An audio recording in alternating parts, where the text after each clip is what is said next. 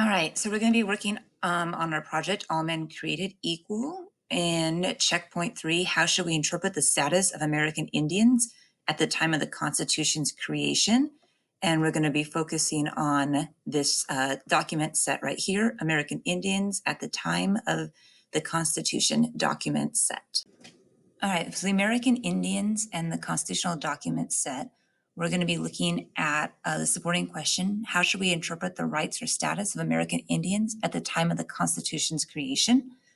Right now we're going to look at document A, and as we go through, I'm going to model how I would highlight evidence specific to American Indian rights, which will be yellow, ideas of equality in blue, and if we're comparing two groups with purple. So we'll have mostly yellow, but there might be some instances where we have blue and purple. So for our first document, it's actually from an article in Flashpoint magazine, American Indians and the United States Constitution. It was written by Robert J. Miller, an associate professor at the Lewis and Clark Law School in Portland. He's a Chief Justice of the Court of Appeals of the Confederate Tribes of the Grand Ronde community of Oregon and sits as a judge for other tribes. He's the author of Native America, Discovered and Conquered, Thomas Jefferson, Lewis and Clark, and Manifest Destiny. This article focuses on constitutional language about American Indians and the context surrounding it. And the excerpt it is still long, but it was longer. I did take out some sections to try to make it a little bit more manageable without getting rid of anything that was essential for you to understand. So this first one's kind of giving you a little background. The United States provides that Congress shall have the power to regulate commerce with Indian tribes. Commerce is trade. It is no surprise that American Indian tribes are mentioned in our Constitution. Indian tribes have also played a major part in non-Indian exploration, settlement, and development of this country. When Christopher Columbus thought he had discovered the New World in 1492, it is estimated that 10 to 30 million Native peoples lived in Native America. That is the present-day countries of Mexico, United States, and Canada. These millions of people lived under governments of varying sophistication and complexity. These Native governments were viable and fully operational political bodies which controlled their citizens and their territories and were an important factor of the development of the United States we live under today. So I think a lot of people, when they look at early history of North America before European settlers came, they kind of picture Native Americans much as like the Plains Indians were, living in teepees and being very nomadic. And that definitely was some of the Native Americans, but the differences in the communities and nations of Native Americans throughout the continent was massive. You had huge societies with really complex structures, massive buildings, lands and very complex religions of their own, and then you had smaller, more simple ones. There's a lot of variety and complexity in what was available or what people had developed. One of the reasons that we don't know as much as we could about them is most of them didn't have a written language. So where with a lot of other continents, we can go back and learn more about the people that lived there further in the past through what they had written down. The communities within North America didn't really seem to have a need for writing. They didn't have as that developed. So there isn't as much of a record to deeply understand what was going on. But through archaeological evidence, we do know that there was massive complexity. And of course, through those that still exist today as their ancestors.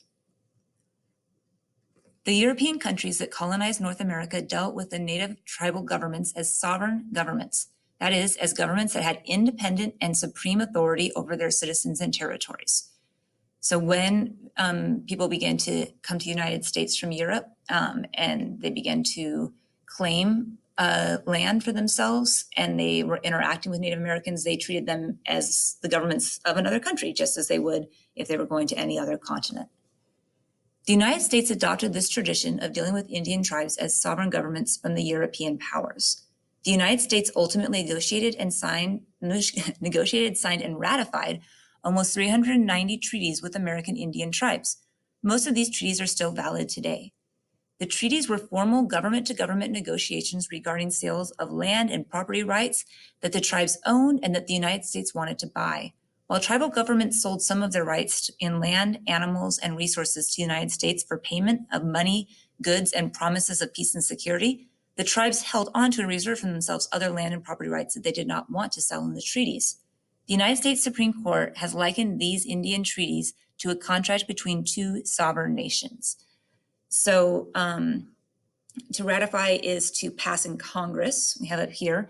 So Congress agreed with 390 treaties signed with Native Americans, and most of them are valid today, means that they were never overthrown by Congress, and they're still considered to be part of our laws. When countries sign treaties with each other, they're often either to exchange goods or land, but also to get the promise of peace. So when countries are ending a war, they'll often sign treaties to agree at the terms of what we're going to end. And as you had expansion of the United States and they moved further and further west and took more and more land, there was often battles with American Indians that were living on that land. And the treaties were sometimes signed at the end of those battles. And a lot of concessions are made, which often are by the people that lose the battles. They end up giving up a lot in order to end the hostilities and to no longer have the battles happening and lives lost. So that was a lot of the treaties were promises of peace and security and what lands they could keep or what rights they could keep, so held in reserve for themselves. And then what ones they would give up in order to get that peace, or money or goods. Oftentimes money was given, or promises of goods in the future, sometimes goods at the time, for the land that they were receiving. When the 13 American colonies decided to rebel against England and seek their independence, they formed the Continental Congress to manage their national affairs. This Congress operated from 1774 to 1781 and dealt with the Indian tribes in a diplomatic, political basis, and signed one treaty with the Delaware tribe in 1776. This political interest, or the political interest of the United States at the time, was to keep the tribes happy with the new American government and to keep Indian tribes from fighting for the English in the American Revolutionary War during 1775 to 1781. This Congress engaged in diplomatic relations with tribes by sending representatives to the tribes bearing many gifts and promises of peace and friendship to keep those tribes neutral in the United States war with England. So if you're picturing this in your mind, we have the colonies, which are full of settlers that have come and taken over large parts of the East Coast, most of the East Coast. And during that time, there was a lot of issues between the colonists and the Native American tribes that lived on those areas, and they often came into battle and didn't always end in ways that the sides would feel were fair. So there was a lot of distrust.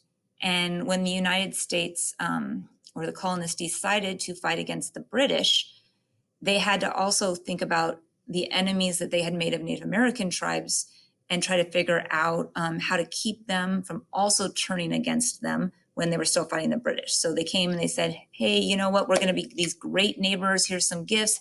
It's going to be peaceful. As soon as we get rid of the British, you'll find that we're actually really great people. It's going to be wonderful. And that was to keep them from having to battle kind of on both fronts, and for the Native Americans to be joining the British and trying to conquer the colonists.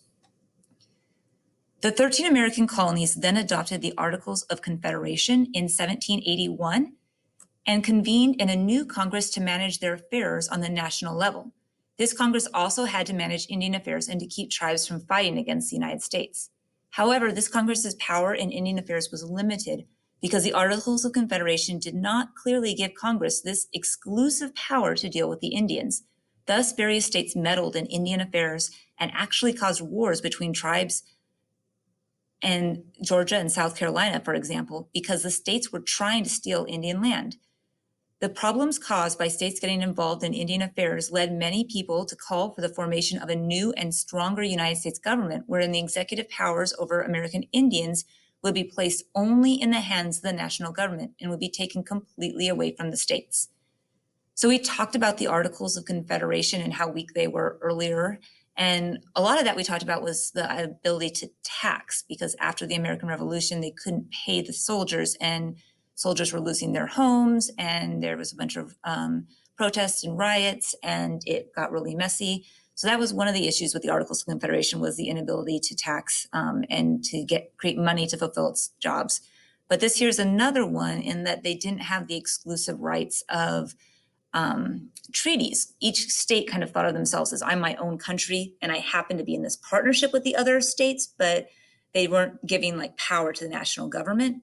And that meant that different states were making different agreements with the tribes, and they would conflict with each other, and they would fight sometimes with the tribes and go against what the national government had said and what was going to happen, and against each other. And it created lots of conflict and issues. So it was another reason that the Articles of Confederation did not work. In Article 1, the United States Constitution accomplishes the goal of excluding states and individuals from Indian affairs by stating that only Congress has the power to regulate commerce with foreign nations and among the several states and Indian tribes. The United States Supreme Court has interpreted this language to mean that Congress was granted the exclusive right and power to regulate trade and affairs with Indian tribes. In July of 1970, Congress passed a law which forbids states and individuals from dealing with tribes and from buying Indian lands. This law is still in effect today. So current United States Constitution that we have that was passed after the Articles of Confederation said no more can states and individuals make these agreements. It's only with the national government. So any other nation, which Native American tribes were, could not make an agreement with individual states or people. Indian tribes also referred to, but are not expressly designated in Article 6 of the Constitution, where it's made clear that all treaties entered by the United States shall be the supreme law of the land. So that means that when you make a treaty with another country, it's an agreement. And so they're kind of laws within themselves of this is what's going to happen and this is how it's going to go. And they're saying in the Constitution that those agreements should be more powerful than any other law. And one of the thinking behind that is if another country doesn't trust the agreements you make with them, then they're less likely to be making agreements with you or following through on their end when they make an agreement. So you have to have confidence that when you sign a treaty or a law, that they're going to hold up their end of the deal. And so that's why they made that the supreme law of the land. In 1789, the United States had only entered a few treaties with European countries, while it had already entered 9 treaties with different Indian tribes. Consequently, this treaty provision of the United States Constitution states that the federal government's treaties with the Indian tribes are the supreme law of the land of the United States. So those are the strongest laws, are laws in treaties. And there was many of them at the time when they made this that were Native American, certainly more than other countries. So I forgot to highlight as we went through, but let's go ahead and just for the top part, talk about what we might have highlighted. We do have talking about power to regulate commerce with Indian tribes. So that means that it works the other way. Tribes have the power to regulate, to make deals with Congress on trade. So I think I'm going to go ahead and go with yellow on that one. We have some background. We have them dealing with tribal governments as sovereign governments. So tribes had the right to rule their own people. And we're comparing that with Europeans, how they did that. So when we did the comparison with other groups, I think that was the purple one. Is that purple there? Yes.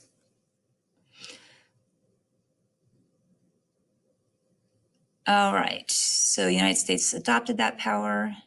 The United States ultimately negotiated and signed treaties with those tribes. The treaties are still valid today. So these are all agreements. So they still have the rights granted to them in those treaties that are valid.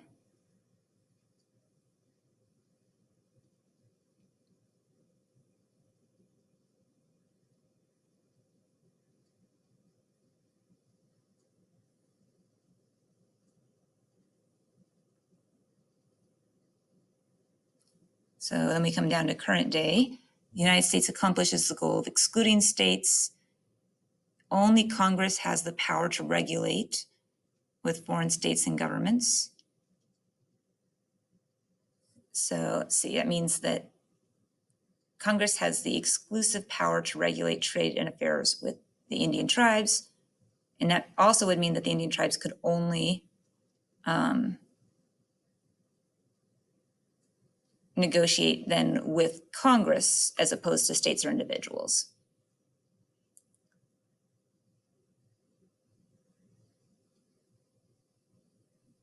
And here, the United States Constitution, federal treaties are the supreme law. So those laws are the strongest.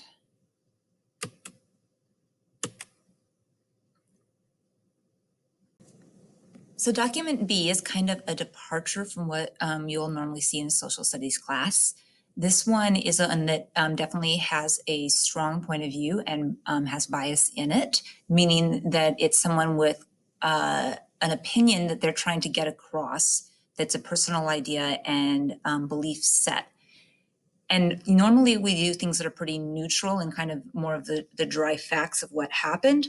However, in the real world, when you're encountering information, it often has a significant amount of bias to it. So if we don't include some types of things with bias and show you how to read through and evaluate and understand how the bias might influence something, and also where there might be value in that piece even when it does have bias, then we're not really preparing you to be able to interact with the type of media that you will see when you're trying to make decisions for yourself in an interview or investigate your own interest.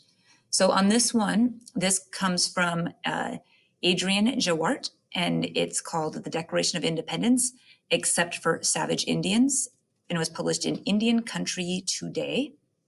So the context given here, it's important to note that this article is about the Declaration of Independence, not the Constitution. However, since these documents were both written in the same time period, they show similar cultural sediments, and we can use this information to better understand the Constitution. This is also an opinion piece that is designed to show particular perspective or bias, not to be impartial. Adrian J. Awart, the author, is part Northern Cheyenne and a freelance journalist and fiction writer. He is the founder of Off the Press, the Past Press, which publishes literary works by Indigenous writers. So Cheyenne is a Indian nation in the Plains area. And so he has a connection and a heritage with Native Americans. So he's definitely going to be taking that point of view. And also looking at cultural sediments they talk of here, they're going to be talking about some of the language that's written in the Declaration of Independence to reflect the viewpoints of the people writing it and how those were similar people that were also writing the Constitution and how that might have influenced or how they saw American Indian tribes. As we come down here, when we talk about with our guided question, rights or status, these are going to be more about kind of the status. How respected is the group? How are they considered? Are they considered to be equals or less than or more than? And we'll look at that as we go through it. So starting here. After a brief introduction, the Declaration of Independence states in eloquent prose of Thomas Jefferson, "We hold these truths to be self-evident, that all men are created equal, that they are endowed by their Creator with certain unalienable rights, that among with these are life, liberty, and the pursuit of happiness." Powerful words indeed, and ones that we should hold dear no matter where we are from or live. But if one reads through the document completely, as it's done annually and publicly in countless US locations, it lists repeated injuries and usurpations and tyranny acts against the colonists on behalf of King George III of Great Britain. The second paragraph concludes, "To prove this, let facts be submitted to a candid world, before a list of 27 sentences listing the various transgressions from tax complaints to forced military conscription." All right, so what they're talking about here is the Declaration of Independence basically was a breakup letter to Great Britain saying, hey, we are not impressed with your leadership. We no longer want to be part of your country, and here's all the reasons that we are breaking up with you. And so these 27 sentences are the transgressions or the ways that they felt that Great Britain had done them wrong. The last of these complaints, however, is one that reads, he has excited, and by here they're talking about King George, has excited domestic insurrections amongst us. He has endeavored to bring on the inhabitants of our frontiers the merciless Indian savages whose known rule of warfare is undistinguished destruction of all ages, sexes, and conditions. So what he's saying is he got domestic insurrections among us, means that he's gotten people within their communities to rise up against them. And then the second one, endeavored, so worked to do something, worked to bring the inhabitants of our frontiers, so the people that lived on the edges of their land. And they're saying that these are merciless Indian savages, to have no mercy, to not take into account the feelings of others, to not be able to take pity on them. And they're saying that the merciless Indian savages are known to not think about whether it was a child or an older person, whether it was a male or a female, what condition the person is. They just kill them all. Pause right there. Does the most famous document in American history really state all men are created equal, and then hypocritically proclaim right afterwards its first inhabitants are merciless Indian savages? So this part here is where we see the point of view of the author. Words like hypocritically proclaim are saying that the United States government, or at this time the Congressional Congress, is saying one thing, but then doing the complete opposite. They're being a hypocrite. And in that document, so these are directly quoted from the document itself, they're saying that these men don't sound like they're equal. They're savages. They have no mercy. So they're being described in like the most base of terms. Yes, it really does. And this founding document was more than just a document written in the context of a bitter conflict.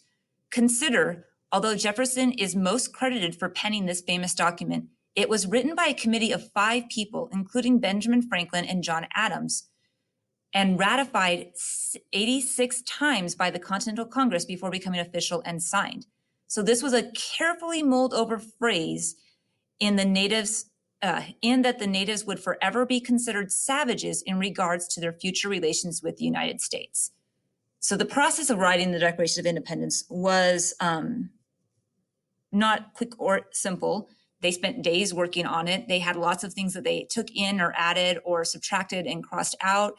They took away all mention of slavery. It was in there at one point and it was taken out. But this is a phrase that they chose to keep. It was thought over and they said, yes, we want this in there. So it wasn't just like somebody that was thoughtlessly rambling on. It was a deliberate choice. So as we're looking through this now, we're looking at what our highlighting is going to be, and when we're showing comparisons, when we're showing rights that people had. This is basically background up here. Although we're looking at comparison of rights, all men are created equal and endowed by their creator. So this is the ideal that kind of our country claims. They like to look and say, hey, we believe that everyone should be equal, that everybody, or at least was created equal, not necessarily should be treated equal later, but we all should be able to have the right to work for these things, for life, for liberty, for the pursuit of happiness. And then that's kind of, I would say, what most of us still strive to have, but it's really hard to live up to your own beliefs. For many people, for countries, this is not unusual to have a belief in something big and strong and not in your own actions reflect that necessarily. And so this would be an example down here as we come down of what actually came out of it. So if we're looking here and we're highlighting this, this is the comparison of what they thought of Native Americans. And actually, I would say that the part here, this is kind of the description of how they're seeing Native Americans. one thing to, and we're kind of comparing here, so that one's the purple, to note is that yes, there were battles between the settlers, the colonists, and Native Americans, and those battles were vicious. There were definitely times when American Indian nations were in battle, and they did kill whole groups of people. There were also times when American settlers were in battle, and they killed whole groups of people from Native Americans. Having children, women, old people slaughtered and killed happened a lot, unfortunately, and it was definitely not just the Native Americans that did that. But it's definitely the one thing that was focused on here in the list of complaints.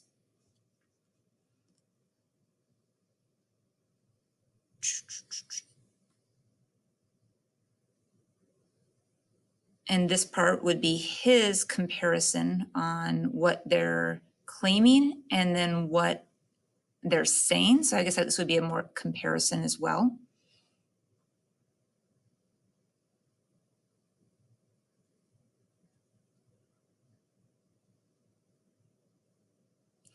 So a lot of this is comparison. This is not, like I said, really talking about rights. This is talking about how people are perceived and how that might influence the treatment of those people. All right, and that would take care of document B, pretty short.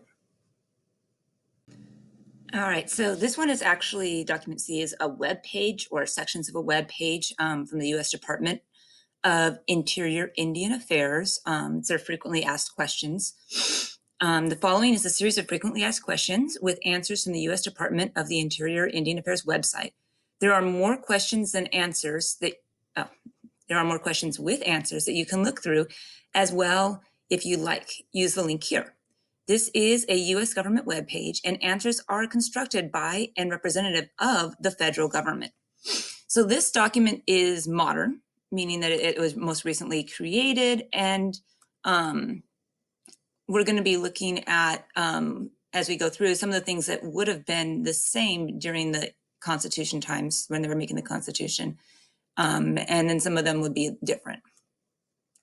So what is the legal status of American Indian and Alaskan Native tribes?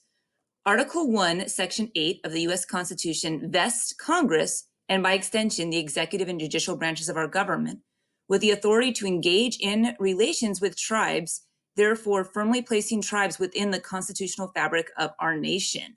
So we're saying that they're built into the Constitution. When the governmental authority of the tribes was first challenged in the 1830s, the U.S. Supreme Court Chief Justice John Marshall articulated the fundamental principle that has guided the evolution of federal Indian law to the present. Tribes possess a nationhood status and retain inherent powers of self-government. So they have the power to govern themselves. They are considered autonomous governments. So let's highlight that. All right, what is the jurisdiction of tribal courts? So jurisdiction means that, like, when you have an issue or when you've committed a crime or been accused of committing a crime, certain, how to put it, who prosecutes you or which court you go to depends on where you are and what type of crime you committed. So if you're in, like, Richland, you might be prosecuted at the Benton County Courthouse for a local crime. But if it was a federal crime like kidnapping, or if you cross like state lines, you might be in a federal court, which would be, I believe our closest federal court is in Yakima.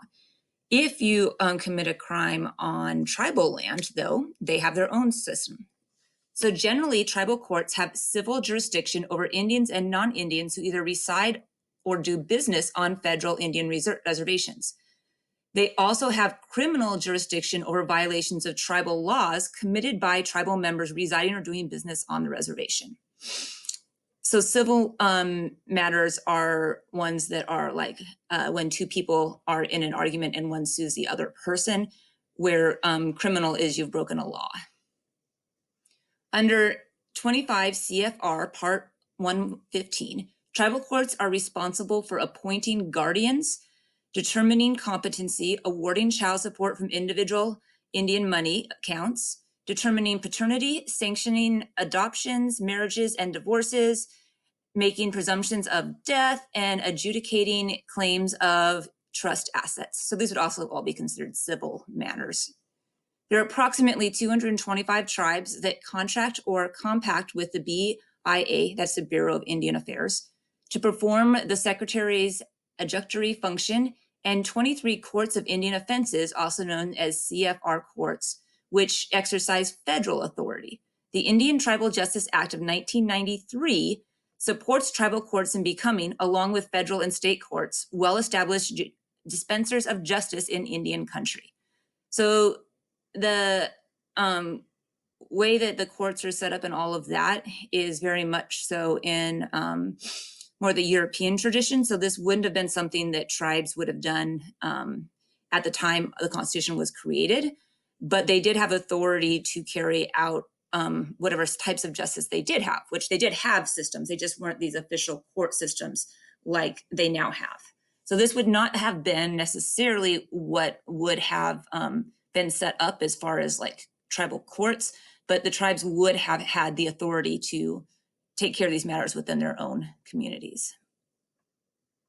What are the inherent powers of tribal self-government? Tribes possess all the powers of self-government except those relinquished under the treaty with the United States. So when they signed a treaty, sometimes they gave up rights, and those could sometimes include choices that they were allowed to make for their own people. Those that Congress had expressly extinguished, so ones Congress just took away, and those that federal courts have ruled are subject to existing federal laws or inconsistent with overriding national policies. So ones that the court said, well, you can't do that because it violates laws that we have nationally, and so we don't think you should be able to. Tribes, therefore, possess the right to form their own governments, to make and enforce laws, both civil and criminal, to tax, to establish and determine membership, who belongs into their tribe, to license and regulate activities within their jurisdiction, to zone and to exclude persons from tribal lands, so they get to choose who's allowed to come in and out. Limitations on inherent tribal powers of self-government are few, but do include the same limitations applicable to states. Neither tribes nor states have the power to make war, engage in foreign relations, to print and issue currency. So these would be powers that they don't have. And a lot of these would have been very similar to what was their rights within the time of the Constitution. Although obviously over time, if we look at these, some of them were taken away or adjusted.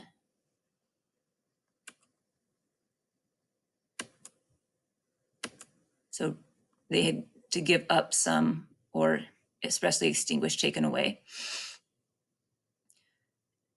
The American Indians and Alaskan Native citizens of the United States. So these Alaskan Natives would not have been an issue during the time of the Constitution because Alaska did not become part of the United States until much, much later.